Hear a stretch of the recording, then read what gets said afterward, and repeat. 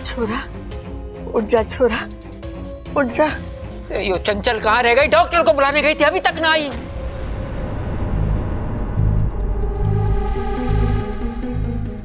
माँ, बब्बल को होश आ रहा है?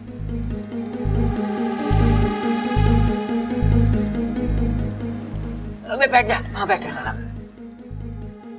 बब्बल जी आप ठीक तो है ना?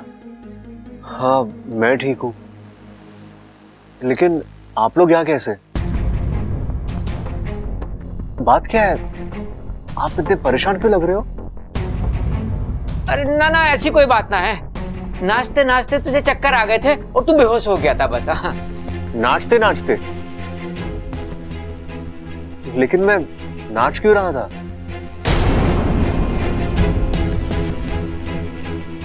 अरे छोरा, संगीत में नाचेगा नहीं तो क्या कुश्ती लड़ेगा? अरे दादी, संगीत में कुश्ती भी होवे है के? म्यूजिकल कुश्ती कहते होंगे उसे। अरे दादी पहले बताती तो फिर अखाड़े में ही संगीत करा देते ना। लेकिन छोटे, अखाड़े में संगीत कराएंगे तो लोग पहले क्या करेंगे? कुश्ती लड़ते लड़ते नाचेंगे या नाचते नाचते कुश्ती लड़ेंगे?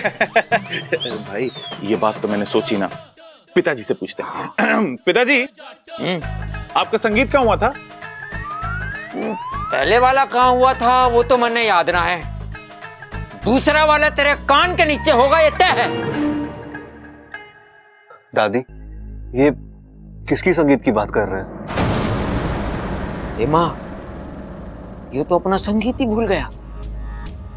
अरे चुप कर, शादी की भाग दौड़ की वजह से ऐसा हो गया। छोरा, तेरा शरीर और दिमाग दोनों थक गए, तू आराम कर। हाँ? ए माँ, इसीलिए मैं कह रहा था शादी आगे धकेल दो। अरे पिताजी, बोल क्या रहे हो आप? किसकी शादी? कैसी शादी? कौन सी शादी? अरे छोरा, तेरी और अमृता की शादी। अरे मेरी और अमृता की शादी?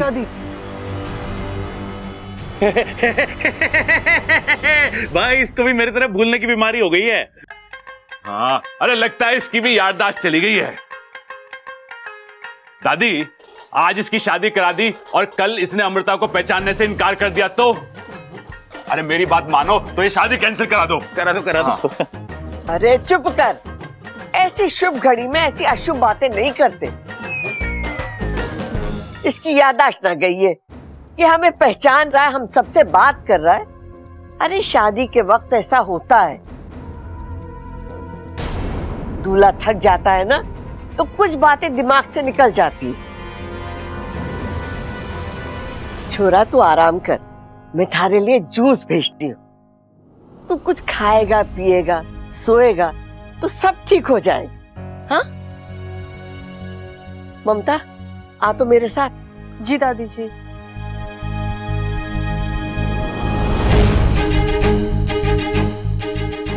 बब्बा, कैसा लग रहा बेटे?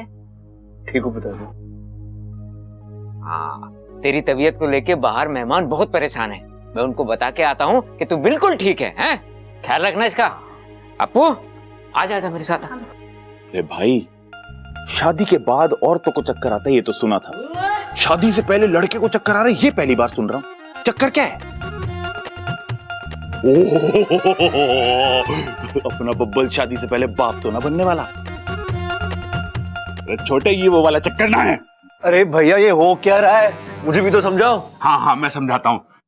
देख, अभी तो संगीत हुआ है, वो भी आधा अधूरा। देख, तेरे पास अभी भी वक्त है, दुल्हन बदल दे। अरे अमृता को छोड़ और इच्छा से शादी कर ले। कर ले। हाँ।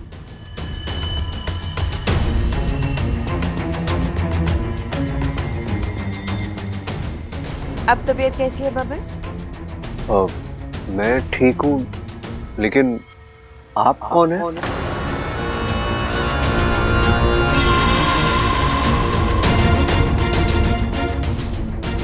बब्बल जी, आपने इन्हें पहचाना नहीं? ये मेरे मम्मी पापा। लगता है चक्कर का थोड़ा सा असर अभी भी है आप पर। आप आराम कीजिए। हाँ हाँ, इसे आराम की जरूरत है, हम लोग बाहर वेट करते हैं। आ जाओ, चलो आइए, आ जाइए, आइए। आइए। देख अभी तो संगीत हुआ है, वो भी आधा अधूरा। देख तेरे पास अभी भी वक्त है, दुल्हन बदल दे। अरे अमृता को छोड़ और इच्छा से शादी कर ले। ये क्या हो रहा है? हर सही कदम उल्टा पड़ रहा है। अगर आज भी ऐसा ही कुछ। इच्छा, इच्छा,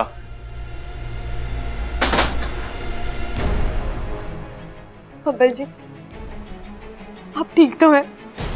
मुझे आपकी बहुत चिंता हो रही थी। देखिए बब्बल जी, मैं जो भी आपसे कह रही हूँ इसमें मेरा कोई स्वार्थ नहीं है। मैं चाहती हूँ आप हमेशा खुश रहे। बब्बल जी, आप दुनिया की किसी भी लड़की से शादी कर लीजिए, लेकिन अमृता नहीं। अब आप पूछेंगे क्यों, तो मेरे पास इस क्यों का कोई जवाब नहीं है। वो अच्छी लड़की नहीं है, आपके लिए सही नहीं है वो लड़की। आप उससे शादी करके बहुत पछताएंगे बब्बल जी। शायद पछताने का मौका भी ना मिले। बब्बल जी, मैं अपने सपने में भी आपके लिए बुरा नहीं चाह सकती। आपने कई बार अपनी आंखें मूंद कर मेरी बातों पर विश्वास किया है। आज आखिरी बार मुझ पर विश्वास कर लीजिए। मत कीजिए ये शादी, छोड़ दीजिए ये शादी।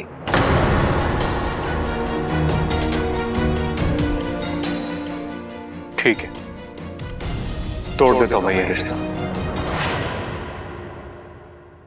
मना कर देता हूं अमृता से शादी करने से, लेकिन मेरी एक शर्त है। अच्छा, कैसी शर्त बब्बल जी?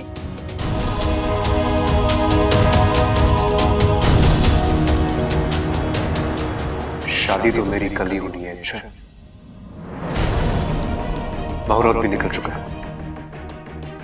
अब अगर अमृता मेरी दुल्हन नहीं बनेगी तो किसी और को मेरी दुल्हन बनना होगा। तुम बनोगी मेरी दुल्हन?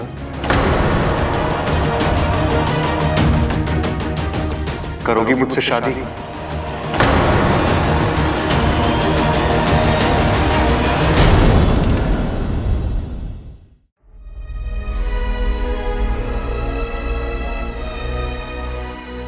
क्या हुआ अच्छा?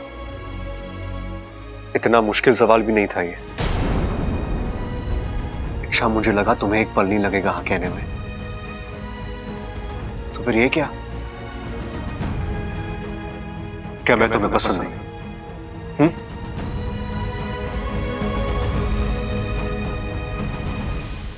नहीं, ऐसा लग तो नहीं रहा। अच्छा अच्छा, वक्त जाया मत करो और मुझे बताओ, क्या तुम मुझसे शादी करोगी?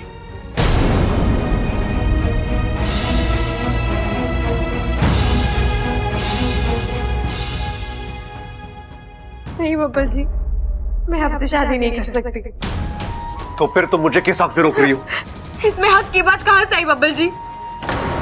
मैं जानती हूँ अमृता आपके लिए सही लड़की नहीं है। आपको कभी भी धोखा दे सकती है। आपका दिल टूट जाएगा बब्बल जी। इच्छा, टूटने दो मेरे दिल को। इसे टूटने की आदत पड़ चुकी है अभी। बब्बल जी आप नहीं इच्छा, एक और बात, अमृता मुझे बर्बाद करे, मेरा दिल तोड़े, कुछ भी करे, तुम्हें परेशान होने की जरूरत नहीं है। नहीं इच्छा, क्या लगता हूं मैं तुम्हारा कि तुम मेरे लिए इतना परेशान हो रही हो? तुम्हारे दिल में मेरे लिए कोई फीलिंग्स भी नहीं है ना? तो मैं जीव मरूं, तुम्हें क्या फर्क पड़ता है? ऐसा मत बोलिए। इच्छा, अभी रोने का नाटक मत करो मेरे सामने। तुम्हें मुझसे शादी नहीं करनी है ना? ठीक है, तुम अपनी जिंदगी में खुश रहो, लेकिन मुझे अपनी जिंदगी अपनी तरीके से जीने दो। अच्छा, मुझे तुम्हारी किसी सलाह की कोई जरूरत नहीं है। आपको मेरी सलाह की जरूरत हो या ना हो, मैं फिर भी आपसे यही कहूंगी, मत कीजिए अमृता से शादी, छोड़ दीजिए।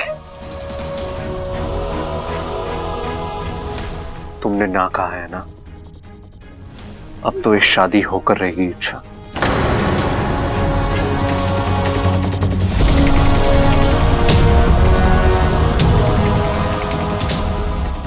बबल जी मेरी बात तो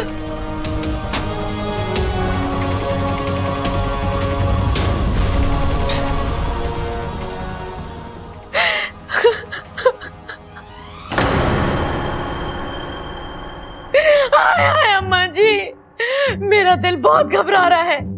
मेरा बब्बन अचानक से बेहोश हो गया। अब कैसा है वो, क्या हुआ उसे? अम्मा जी ये बता रहे थे कि होश में आने के बाद बड़ी बहकी बहकी सी बातें कर रहा है और उसे कुछ याद ना है। अपनी शादी, अपना संगीत कुछ याद ना है अम्मा जी। और उसकी माँ जिसने उसे पैदा किया है वो तो याद रखेगा ना अम्मा जी। अपनी माँ को बताओ अम्मा जी। रुक जा चंचल, रुक जा। अरे मुझे कुछ सोचने दे, समझने दे।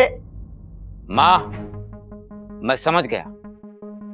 अपना बब्बल अभी मानसिक रूप से इस शादी के लिए तैयार नहीं है।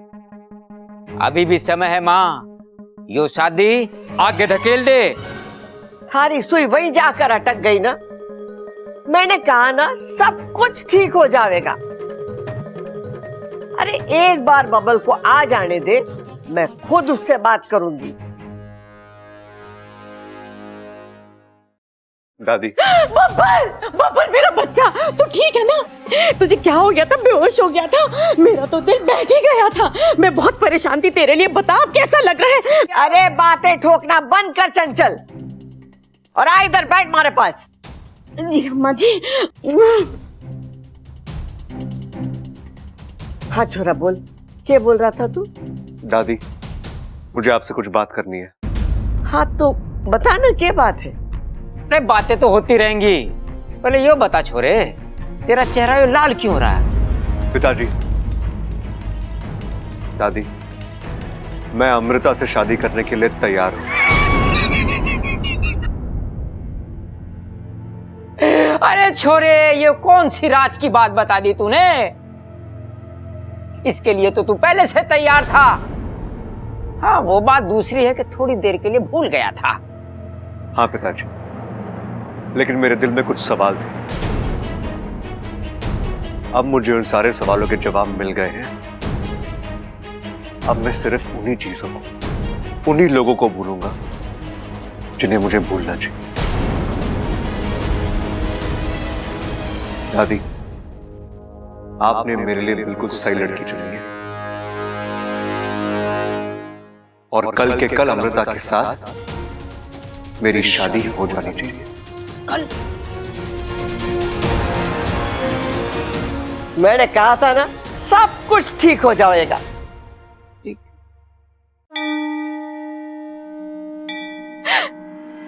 हे नागोमी देव, कैसी दुविधा है ये। मुझे किसी भी तरह बब्बल जी को ये शादी करने से रोकना है और वो है कि मैं क्या करूं नागोमी देव। अमृता की असलियत बब्बल जी को बता नहीं सकती क्योंकि उसके साथ साथ मेरी असलियत भी खुल जाएगी। और मुझे उस बात की इतनी परवाह नहीं है जितनी इस बात की है कि मेरा सच जानने के बाद परिवार के सब लोग मुझ पर विश्वास करेंगे या नहीं। बब्बल जी अपनी जिद पर अड़े हैं। वो नहीं जानते कि वो क्या करने जा रहे हैं, पर मैं जानती हूँ। मैं अपने प्यार को इस तरह खतरे पर नहीं डाल सकती। मुझे बब्बल जी को बचाना है। अब आप ही कोई मुझे रास्ता दिखाइए। क्या बात है बेटी, परेशान लग रही हो?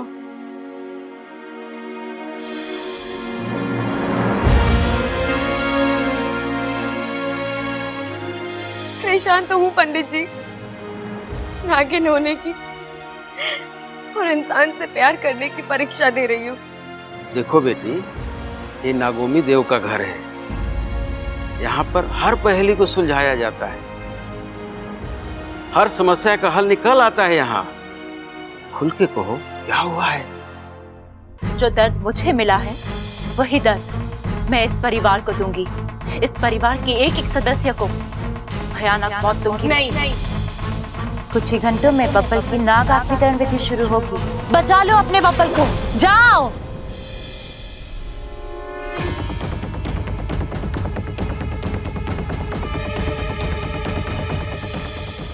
मतलब कि तुम आने वाली पूनम की रात को रोकने वाली हो, क्योंकि तुम मुझे तो रोक नहीं सकती। मैं बब्बल को नाग बना कर ही रहूंगी। अब बताइए पंडित जी, इस समस्या का क्या हल है? हल है बेटी, इस समस्या का हल है, परंतु मुश्किल है और जानलेवा है। पंडित जी, मुझे अपनी जान की कोई परवाह नहीं है, मुझे बस बब्बल जी को बचाना है। आप बताइए ना। देखो बेटी, विशैलगढ़ में एक मणि है और उस मणि को जब भी आग में डाला जाता है, विशैलगढ़ के वासियों को उनके असली रूप में आना ही पड़ता है। तो आपके कहने का मतलब है, अगर मैं अमृता के सामने वो मणि आग में फेंक दूं, तो उसे अपने नाग रूप में आना ही होगा? आना ही होगा, चाहे जहां हो और जिन हालात में हो। फिर तो मैं वो मणि अभी... सावधान बेटी, मैंने तुमको पहले ही कहा था, यह आसान नहीं है, क्योंकि उस मणि तक पहुंचने का रास्ता विशैलगढ़ से होकर गुजरता है और कदम कदम पर मणि के रक्षक हाथ लगाए बैठे हैं। उनके पास अद्भुत जादुई शक्तियां हैं। तुम्हारे इरादों की भनक पड़ते ही वो तुम्हें छोड़ेंगे नहीं, मार डालेंगे।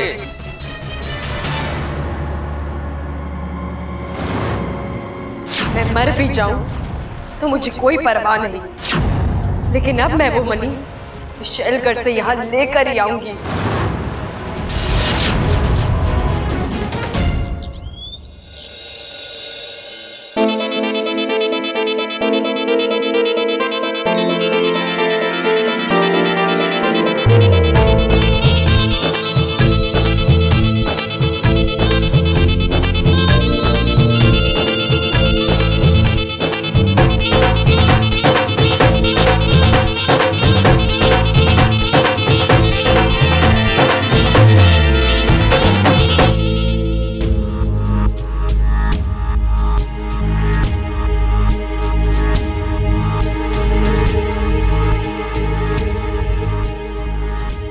ये इंसान भी कितने अजीब होते हैं, किसी किसी वाहियात रस्में होती हैं इनमें। अच्छी खासी गोरी शरीर पर यूं हल्दी लगाना, ये कहाँ की समझदारी होती है?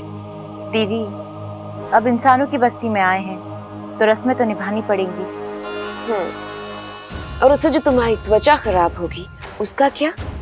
बर्दाश्त कर लूंगी। बब्बल को पाने के लिए इतनी तकलीफ तो मैं झेल सकती हूँ। अच्छा होता अगर शादी से पहले तुम नाग आत्मीकरण की विधि को पूरा कर लेती,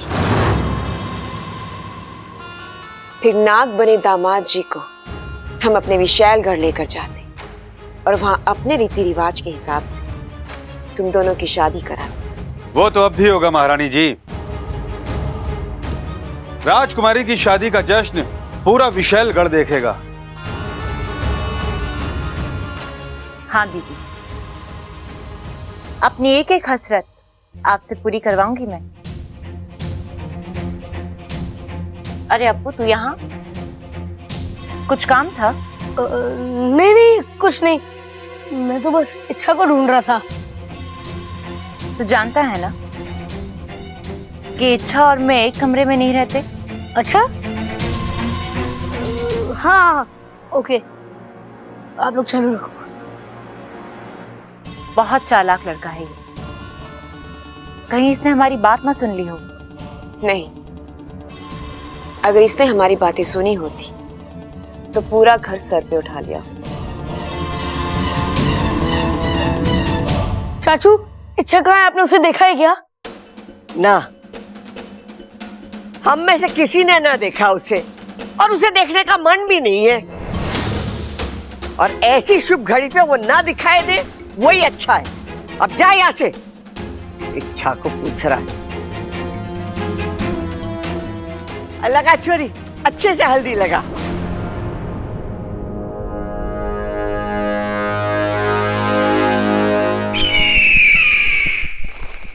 इच्छा,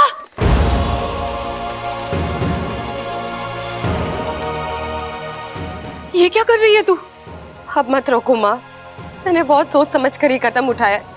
इसके अलावा और कोई चारा नहीं है। इच्छा ये विशैलगढ़ है, यहाँ कदम कदम पर मौत नाचती है।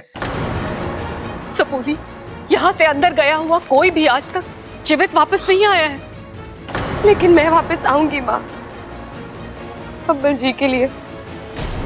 इच्छा ये पागलपन है। नहीं पिताजी, ये कर्तव्य है। किस कर्तव्य की बात कर रही है तू? इच्छा, तू एक नागिन है, इंसानों के लिए तेरा कोई कर्तव्य नहीं है। आज तक तूने जो किया बहुत हुआ, अब हम तुम्हें ये सब नहीं करने देंगे। किसी इंसान की जान बचाने के लिए हम अपनी सपोली की जान खतरे में डाल दें? इतना बड़ा कलेजा नहीं है हमारे पास। ऐसा मत कहो माँ, मुझे ये करना होगा। क्यों क्यों करना होगा? ऐसी कौन सी मजबूरी है जो तू? प्यार करती हूँ मैं उनसे।